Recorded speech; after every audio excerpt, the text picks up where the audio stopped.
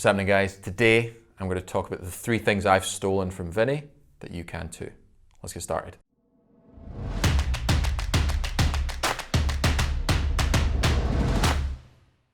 So what's happening, everyone? Today we're talking Vinnie. Now Vinnie, if you don't know, Vinnie Coliauta is one of the greatest drummers of all time. So he's kind of the ideal drummer in my opinion. He can play pocket, he can play chops that will blow your mind, he can play jazz, every style of music, and just sounds like he knows what he's doing. That's all he's ever played. But his playing's pretty monstrous at most times. Go check out some solos because he can rip with the best of them. So it's kind of hard to get into his playing.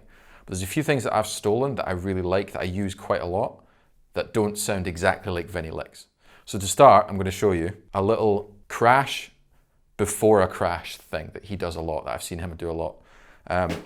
If you're up here, if you're grooving away, right? So we're up here grooving away, and we're doing a fill, I tend to hit the A of 4 as a crash, but without a bass drum. Now, logic and drumming legend dictates that you should hit a bass drum every single time you hit a crash cymbal. Now, it's great to be able to do that with both hands because you got this crossover when you hit a left with a right. It's weird, doesn't feel nice.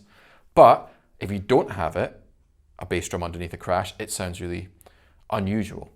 Now, what this does is it's almost like a pre-delay when you hit that crash into another crash. So let me just demo it and you'll see what I mean.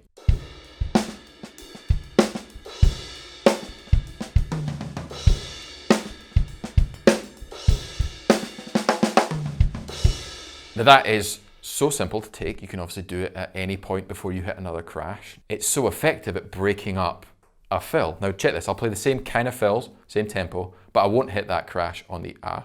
I'll hit it, just a crash on the 1. I'll hit that crash on the 1.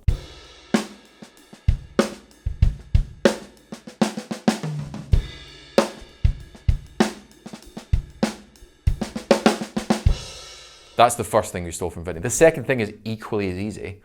It's the way he splits up flams in his fill, usually with a bass drum right before. So you'll see me do a lot of this, where I'll start a flam fill or use a flam in a fill, but I'll split it between the first tom and the snare drum, with it being a left-hand accent. And then a kick drum right before gives you a du-blah, du-blah, which is kind of nice. Du-blah, du-blah, du-blah, scat. Let me demo that.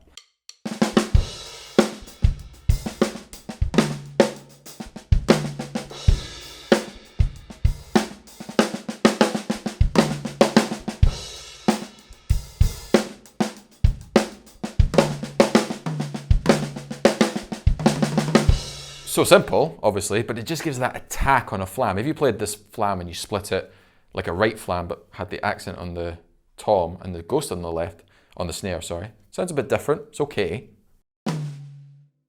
But with the smack of that, it's just really nice. Du-clah, du-clah.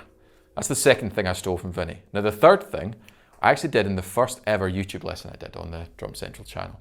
And it was this Vinnie's version of 50 Ways to Leave Your Lover. And what he did is, on the backbeat of 4, I had to work that out there, he plays a roll with an accent on the 1. So we take a roll, a double stroke roll, and we'll start it on beat 4. Let's say we're here.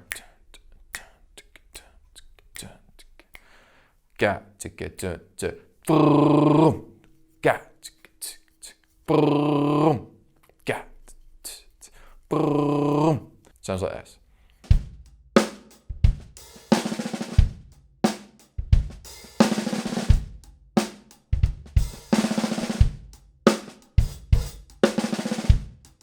Now what you can do is squeeze the amount of notes in as you get faster. So if I'm going to be here,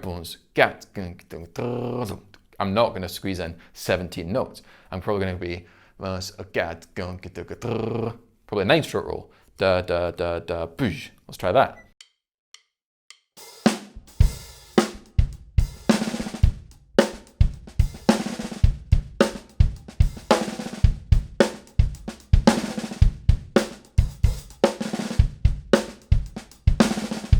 So those are 3 deceptively simple things that I've stolen from Vinnie. There's a ream of other stuff you could obviously steal, but these are the most useful things I've found that I've just naturally found their way into my playing.